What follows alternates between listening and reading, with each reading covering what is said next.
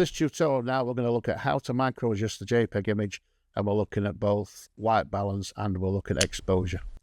So we converted our raw file. Sometimes when you convert your raw file, it will add in a little bit of extraneous colour, particularly to things like highlights, skin tones, sometimes background, and that's because when the conversion happens to compress the picture, it strips out data from the picture. So what we do, the first thing we do at this stage of the edit is try and just make sure we don't have that magenta, which is probably a little bit of red in the cheeks there. Can you see that? Very simple way. We're using non-destructive editing, which means whatever we do here doesn't destruct the original picture. We've still got that to go back to. We do that by using something called layers.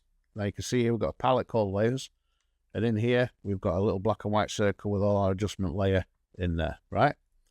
So for this example, we're going to just use photo filter because that allows us to use the color wheel. You'll have all seen a color wheel, and on a color wheel, if you look at whatever colour you've got you want to get rid of, if you look on the wheel opposite, it will tell you the opposite colour. In this instance, it's green, because we've got a little bit of magenta that was there. So I'm going to change this to green. We're going to drop the density right off, so we start from 1%. And we're just going to creep it up a few percent by clicking in there and using the arrow up and down key. And just watch that little bit of magenta slowly start to disappear. Like so. 4%, magenta's gone. And you'll have seen that little shift on her face if I did that. In fact, if I switch that on and off, you can probably see that shift. Okay? That's it. Simply done. Colour imbalance fixed. You can do that whether it's a lot, whether it's not very much. If you go too far, you'll start to get colours coming up here. Don't do that. Be very subtle. Sometimes you might have to compromise with a little bit of colour you don't want in there. If it's minute, if it's like that little bit of yellow there, a little bit of blue there, you're fine. It's when you start to get big stripes of colour here. Really noticeable colour on the right hand side of the histogram. That's what you don't want. So very quickly we've just gone photo filter, micro adjustment, done. The other thing we're going to check now is because also in the conversion sometimes you lose a bit of your exposure, again because it's stripping detail away from the picture. So we've got, if you look here, we've got lots of detail to the left of the histogram, which is where all the blacks and midtones start to live. You can see that it's very dark. The background's dark, the jumper's dark. The only really light bit is on the front, so that's why it's heavily weighted to the left.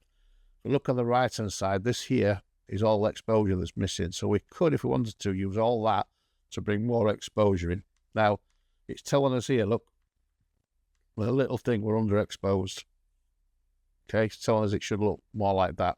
So to fix that, or to change that rather, we're going to go into the layers palette again. We're going to click on this. We're going to click levels. We're going to look at that and you'll see that it matches this. So it tells us here we've got a little bit of underexposure. That's because of all the blacks in it. It's probably this bit of black here, this here, and this here. If we just click on that little thing, it'll just fix that for us. Did you see that? It's just raised it a little bit, which is great. And then at this end, we've got some imbalance there. So if we drag that little cursor across to there, 222, I reckon. That's much better. We've got detail here, right to the edge. We've got detail here now, right to the edge. It's one-sided because we've used one light from the side.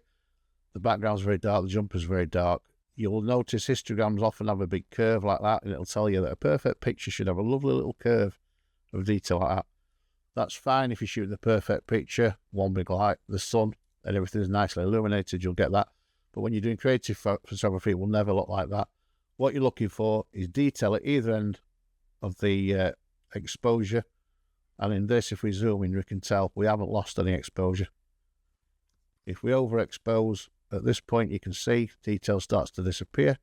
We haven't done that. If you underexpose again, detail starts to look murky and horrible. You can see we haven't done that. There's detail. There's a little bit of dark under there. I'm not worried about that, but there's detail in the jumper as you go through. And that's it. Simple as that. Two processes, all non-destructive. If we make a mistake and we mess it all up, we can get rid of those. We can delete them and we're back to the start. To delete the layers, you can either drag them into the bin like that. Simply click on the layer and click delete, delete. Go back to normal. Conversely, click on that and it'll delete it like so. Or you can go over here and just drop into the bin. So you have a couple of ways of deleting stuff if you make a mistake without ever hurting your original picture was there.